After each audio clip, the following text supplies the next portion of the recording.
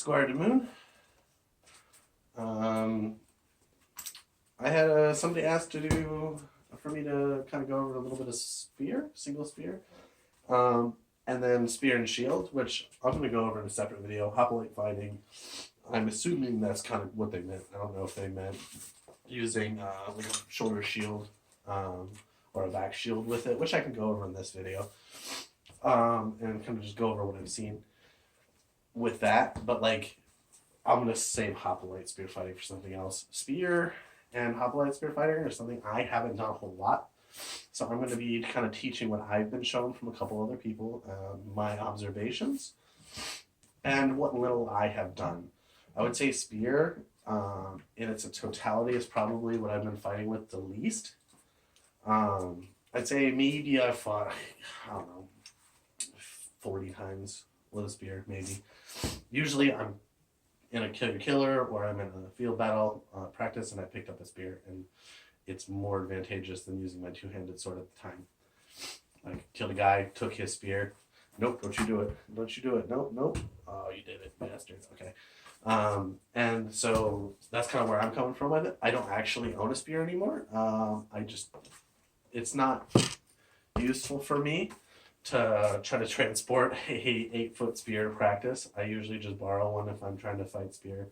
And this is the longest weapon I own at the moment because I don't have a car.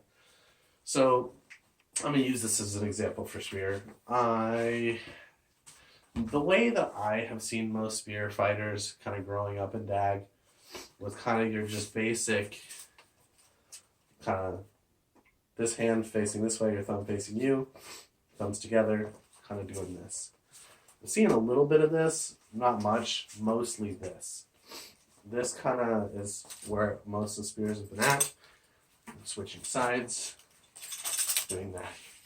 I say recently, but like 5 years ago, met back then he was Squire, but now he's Sir Merrick, Dragonspire. He does a lot of this, kind of what I would like to say is kind of like half swording for longsword a little bit. And I'm a big fan of that because that translates straight to longsword. You know, kind of sliding the pole up and getting in close, moving around stuff. Now, I don't use that a lot when I spear fight. I'm still very partial to kind of, not this, but switching and kind of going like this. So, what's your job as a spear? You are a support weapon. It's funny to say you're a support weapon because everybody else in the game should be supporting you. Unless you're an archer, you're going to get more kills than basically everybody else as a spear fighter. Depending on where you're at. Like, not in a skirmish or a duel sense, but in like a line sense or a big field combat sense. Spears kill the most people. At least I've been killed by more spears than anything else. I'm a red fighter, so take that with a grain of salt, but I think spears get a lot of kills. They are where I, as a red fighter, avoid moving to. I try to stay away from spears. They're going to kill me. I don't have the range. They're usually way back behind the line protected. So I don't fuck with spears. Now, you being a support weapon means that you are pushing lines through killing people. You're not really trying to defend anything. Not really. I mean, in the sense of like your kit being a defense. You can run up and defend a point. But like, you're not a defensive weapon. You're a support weapon. You're like the artillery on the field. You're reaching out and touching motherfuckers, and you're killing people online. I've seen good spear fighters probably kill 10 to 20 people in a minute. If they're well defended, there's not an archer trying to kill them. And if they've got armor and a back shield or armor and a forearm shield. So one of the reasons I was gripping like this is how I've seen it. Like carrying like this or this.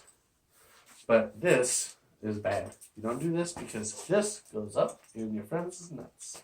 Or it goes up into faces. Nuts are fine. Faces not so much. The natural swing of the arc comes up. We don't want to hit people in the face. This is a very controlled motion. So in most fields that I've been at, spears range from 6 to all the way up to 12 feet. Most common being 8 to 10 feet. 10 feet's becoming more common, but 8-foot band shot poles are your normal bread and butter.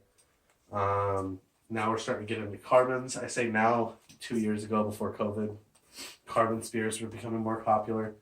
I haven't seen a carbon, I don't think, up past 8 feet. I know they're out there, but I haven't seen them. Most of the 10 feet to 12 feet I've seen are like pole vaulting pole spears, which look heavy, but they get the job done. You're running around with a 12-foot spear on that field. That portion of that line is real wide. That no man's land is real wide. So if the longer your spear you can deal with on a big field battle, the better.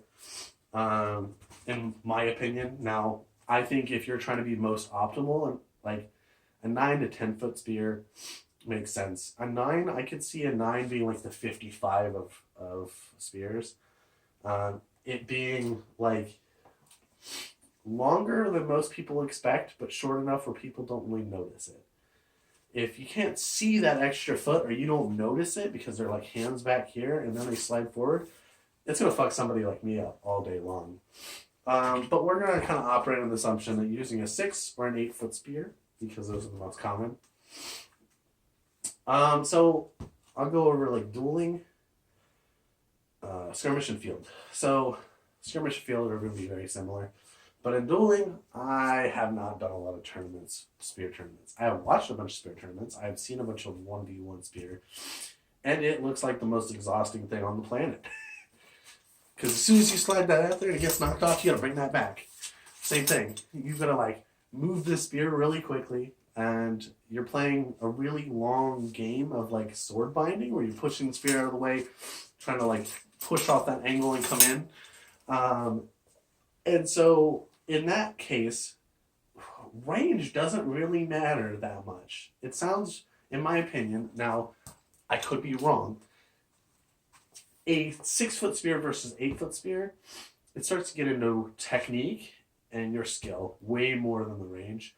Yes, range matters, but the distance that you're going to have to close is still very small. Moving 2 feet. Once you push a spear offline, it's a lot easier to move in 2 feet.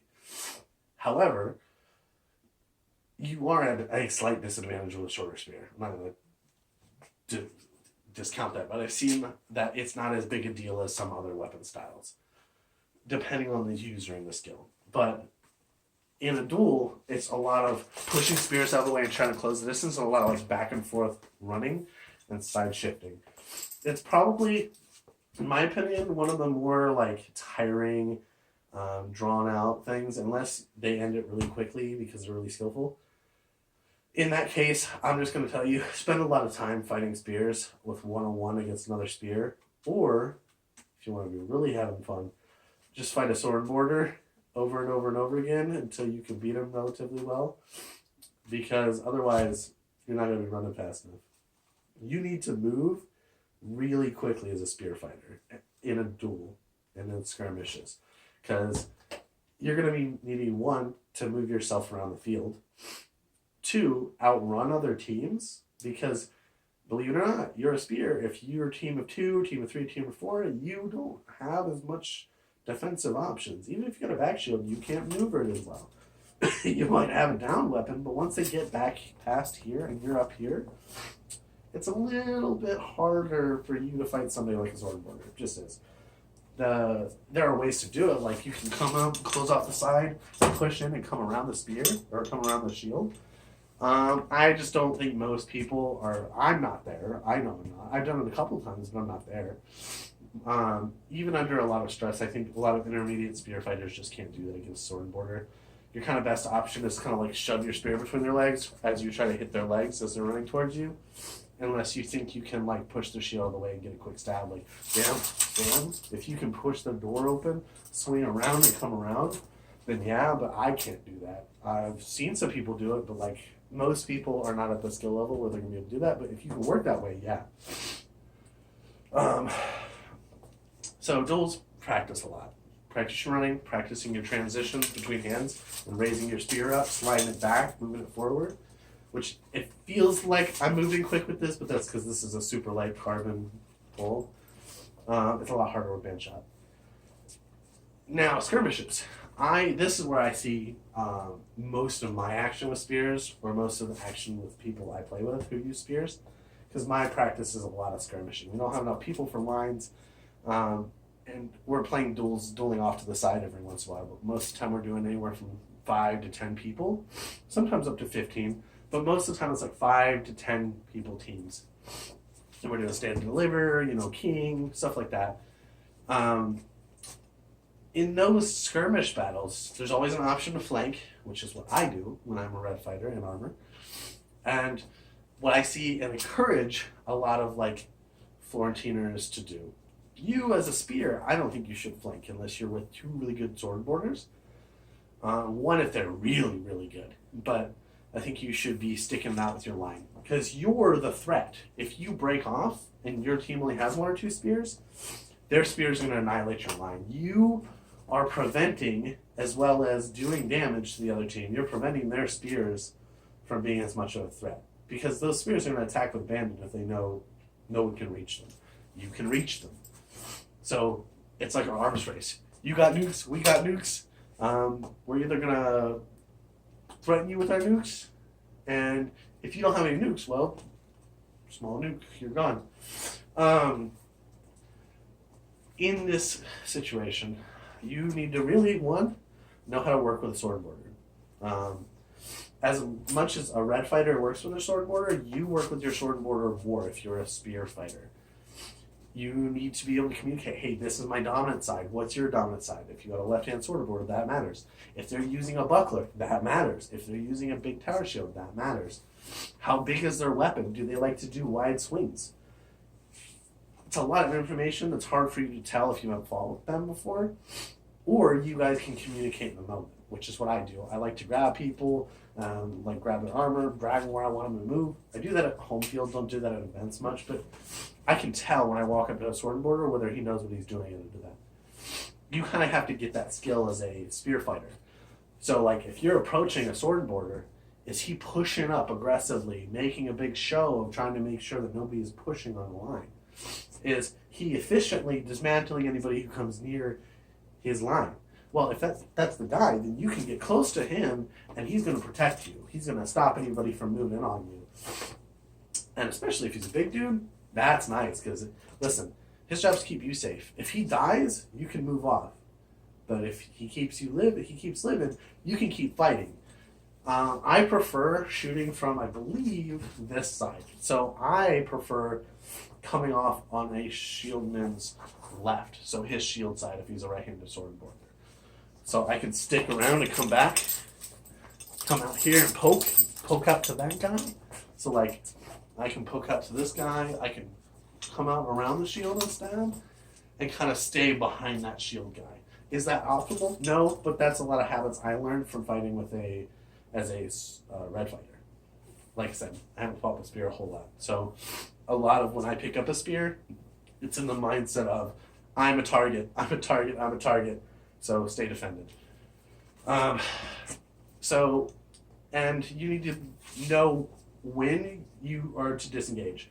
When a guy is too close to your sword border, sticking your spear out in there trying to get the kill is okay if you move away from your sword border so you're not impeding him and there's nobody else chasing. If somebody's chasing, you need to go off and try to find another sword border because he's about to die if there's 3 people chasing you. If there's only 1 person chasing you and he's killing them, you can start just stabbing that guy. That guy's 1v2. He thought he could do something. All it takes is your sword border stopping him so you can get another line of attack and come around and stab him around his shield or whatever. Very rare that if you're keeping up with your sword border and he's defending you, a single guy is going to be able to come and get you. Unless he is really fast and he's done a long flank, which I do. I'm pretty slow, but I can do a really long flank. And usually I can catch people on surprise. They're like, oh, the guy's gone. But if they're in the middle of fighting, I can get them usually. Now, I say I can get them usually. I say I get them maybe 15% of the time. The rest of the time, I get killed by their sword border, or I get 2 or 3 people breaking off from the line and kill me real quick and pop back. Now, does that work sometimes? Yeah, because a lot of times those 3 people breaking off are not defending their teammates, so they end up getting their teammates killed. But We win a lot of the times that I flank. I don't get a lot of kills the times that I flank. I distract people and then they get killed. But when the few times I have spear fought, I don't flank. I sit on line and stab people, or like hold down pull arms like glaives. Because man, if you hold down a pull arm of a glaive and your sword border can rush them real quick and pop back in line, nice. So that's a little bit of skirmishing. The small man teams we do is like 2 men forever, where we get 2 people run to the tree and just come back, and you just keep doing that infinitely. Spears are super strong when you're doing that, because you play a lot of games where you pair up with whoever you got, and if that person's good or you're good, you can rotate the field and pit teams against each other, and you third party them with your spear while your sword and border or your red or whoever backs you up, and you have the infinite amount of space to run and move. And this, well, even if you have a band shot, it's a heavy weapon. It's not exactly a hard to maneuver weapon, because you can come up and like run with it, or you can come here and if someone's chasing you, put it between the legs, or like push on them or push on their shield, stuff like that. So skirmishing, that's kind of like my little experience with it. Line fighting, I have fought no line fighting with spear. I have never used a spear line fighting. Like outside of small line fighting, skirmish style line fighting, I've never taken a spear to an event and fought with a spear. So all of the experience that I'm going to go over right now is all what I have seen other spears do, and what have successfully killed me a lot as a red fighter. Spears on lines are your what keep the no man's land there. They're what keep that big gap in the field in between the 2 people there. If you don't have a spear there, and there's not an archer being annoying, that's where I jump in as a red fighter. That's where like most pushes are gonna happen, because I say that it gives a lot more people confidence. They're not getting stabbed in the side, stabbed in the nuts. There's not enough people being killed on that side of the field by a spear, and that threat's not there, so people feel better about pushing in on that line, that spot in the line.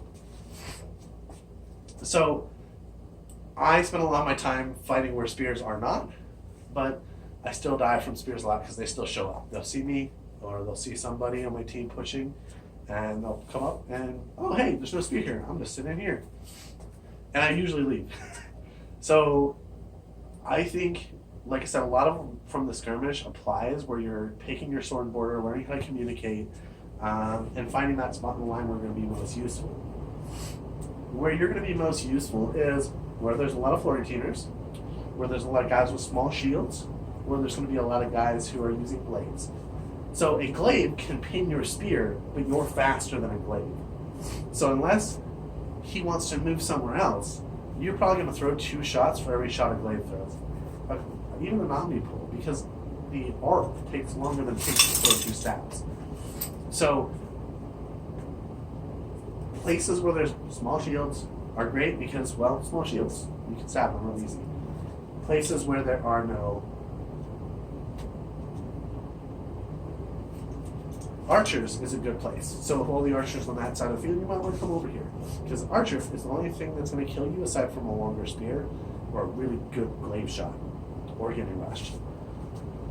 So that's part of it. 2, know when to move. If you're outnumbered, there's 3 spears, you're 1 spear, go somewhere else.